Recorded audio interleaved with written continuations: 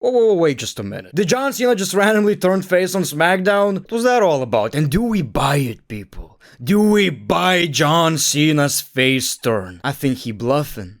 I think he lying. But I do believe this makes this whole SummerSlam match even more exciting. I mean, people, it's still a street fight. What's gonna stop them from actually using weapons and kinda cheating in a way morally? I think either John Cena is lying or this will make Cody turn heel. Dare I say, got me half chopped. What else did we get on SmackDown? She doesn't like using the F word. Yeah, you probably shouldn't. It's 2025. And people, I had my it should have been me moment. I am pissed. I am angry. Smelly hole. Smelly hole.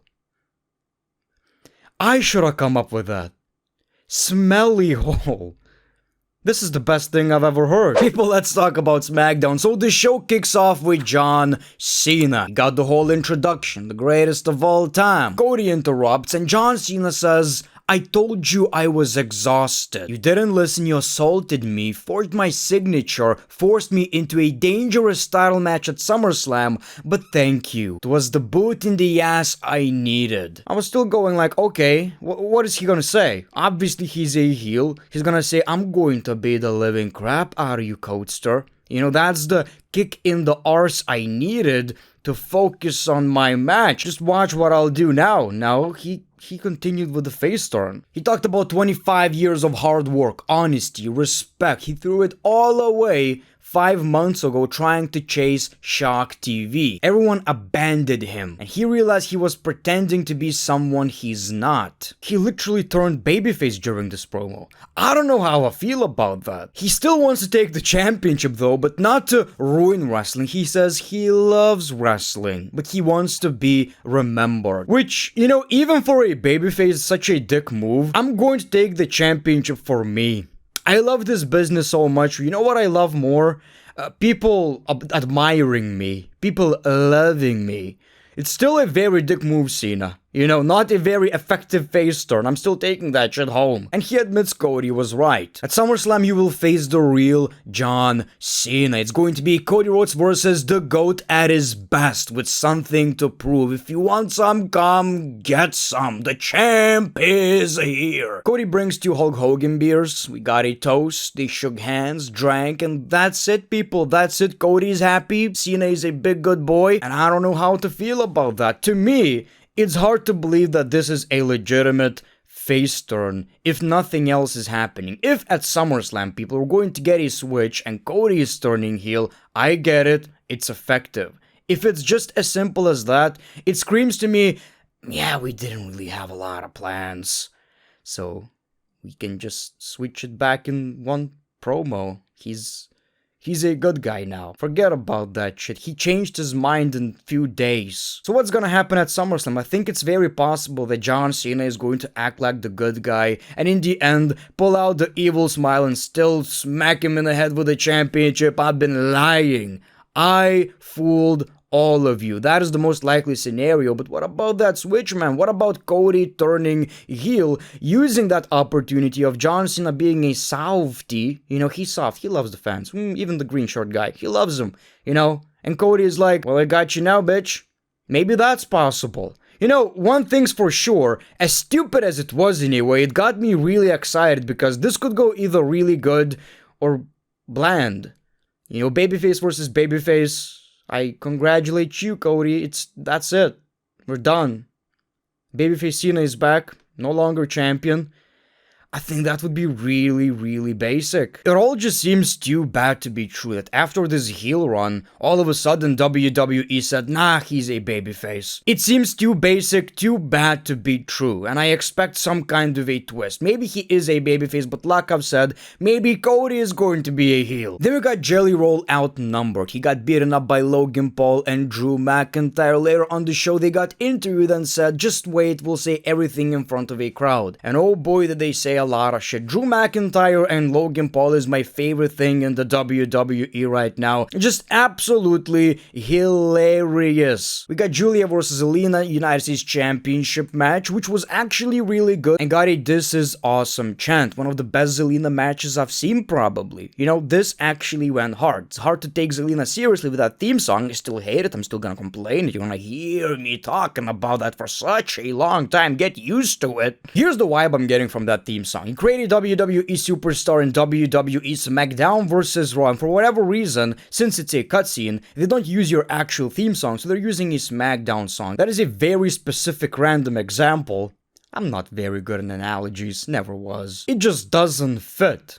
I don't get the vibe, I'm not feeling it. But like I've said, the match was really good and Julia obviously retained the championship. This is what this championship needs. Good wrestling, people. You know, like I've said, the IC Championship is doing so great and the United States Championship is still in the early stages, but if we get matches like this, you know, some nice wrestling on SmackDown, on Premium Live and Saturday Night's main event, I'm down for it. Berto, Angel, Santos, Escobar, new Triple H champions came out, obviously celebrated, and we got Mr. Iguana and Psycho Clown, and the place went absolutely nuts. So people, we got the match, tag team match, Triple H championship match on SmackDown. What are we doing at this point? It's crazy. Wrestling in 2025 is absolutely nutsay, people. People, I didn't get this gimmick before, but I've realized this is just this generation Santino. Like, we had Santino Morella with the condom on his, you know, for protection and shit. And now we have Mr. Iguana, which is kind of funny. I get it. It's so stupid. It's good. That's the point. Is that the point, people? Let me know. It's so almost bad that it's actually entertaining. Is that what I'm looking for? Or I did just miss the point completely. But anyway, we got the match, pretty fun, crowd went absolutely nuts, and of course they retained the championships, which was expected. Again, I still can't get used to WWE actually bringing in championships from other companies. I do realize they bought the darn thing, but still, it just feels weird. You know, I've been watching this shit for so many years, and Vince McMahon was like, oh, never. We don't acknowledge other shit. We also got Damian Priest versus Aleister Black. So yes, Aleister Black is full on heel right now. Pretty fun match, you know. Nice little side story on SmackDown. Doesn't mean much, but gives both people something to do, which is appreciated. So I kinda enjoyed it, and of course, Aleister Black got disqualified. He used the steel chair and then beat the shit out of Damian Priest. It's kinda weird because this whole thing kinda feels like, I don't know how to put it. Like when Aleister Black left in 2019, I believe, his last appearance was a return. I think he attacked Big E, and he was never seen again, so it feels like a continuation. He's just continuing what happened 59 years ago. I guess it does make sense for him to be a heel. Tiffany Stratton is backstage and we see Jade Cargill. She tells Tiffany that she did not need help last week. Tiffany tells her she didn't want any excuses for SummerSlam, and Jade is happy she doesn't have to worry about anyone cashing in. Still don't know whether this match is predictable or not, which I guess makes it unpredictable, right? I have no idea. Like, you probably can feel that Jade is going to take that championship. I mean, it's Jade. You know, at the end of the day, she's very protected. I don't see her eating the pin. But Tiffany is at the top right now, so it's going to be really interesting. And something tells me the match itself ain't gonna be that bad. We also got Jimmy versus Tala Tonga. So, I can't stand this faction, man. I don't know. I just can't get used to it. The guy, you know, is big. That's what he has going on. So that's great. He has that. He still dresses like the other Tongas, you know. But whatever. We got Solo, you know, Tala won the match, and then, oh my god, it's a steel cage. And then we got Jacob Fatu, who has more aura than any of these guys combined, like just unchained animal people. Outshines everyone by a mile. Makes me want to change my prediction, honestly. I said Solo Sikoa is retaining, but like, should he at this point? I don't know, man. Sometimes you see these new faction storylines and you're like, this is not working. Logically, you probably should try. I don't know what it would take for me to actually give a shit about this new bloodline, really. Kathy Kelly is backstage with Charlotte and Alexa Bliss. Flair says she did not have her and Bliss as a tag team on her bingo card for 2025, but there they are. Bliss takes it as a compliment and says that Flair does not like to use the F word. Flair says we should win the tag team championships first. So that's what's gonna happen, people. They're gonna win the tag team championships, and Charlotte is gonna call her the F word.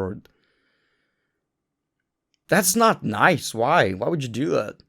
Why would you do that? Finally, people, we see Logan Paul and Drew McIntyre. He calls out the green shirt guy, which is hilarious. I think that's the first time ever he actually got acknowledged. He said, "You're the worst of them all." They're protecting WWE from outsiders. They mock Jelly Roll, his weight. Jelly thought SummerSlam was a hot dog eating contest. He's a country star, not a WWE superstar, and will never belong. Drew blames Randy for what happened to Smelly Hole. Just because Jelly asked for a match, Randy Orton shouldn't have given him one. We see Jelly Roll, and this time he has some backup, which is obviously the legendary Randy Orton. So we got a big fight. Nick Aldis is trying to stop them. We got a bunch of security. Logan Paul escapes. Orton kicks Drew out of the ring. Randy Orton RKO's 2 security guards, obviously. And we got a choke slam from Jelly Roll. That was your SmackDown, people. This is a very fun storyline. I know it has celebrity, but it doesn't hurt nobody. Unless Jelly Roll pins Drew McIntyre. Well, then I will complain, probably. If it's just gonna be Jelly Roll with a finisher. I'm rolling in the ring and pinning Drew or something. What's gonna be his finisher? Like I've said, when he was a fat ass, man, he was like a whole goddamn tractor. Jesus. Then I would be like, well, he obviously can't pin his opponent. Now he's in a great shape. Congratulations. I don't see how can he actually pin them, so hopefully that's not gonna happen. But people, let me know in the comments below, did John Cena turn face? Obviously that's what WWE wants us to believe, but do you honestly believe Jonathan Anthony Felix Cena, I think that's his name, is a good guy right now? Can we be friends with John Cena? I don't know, I'm not buying his bullshit. Let me know in the comments below. Thank you for watching, The Great One. Peace, love, and hugs. It's been a pleasure.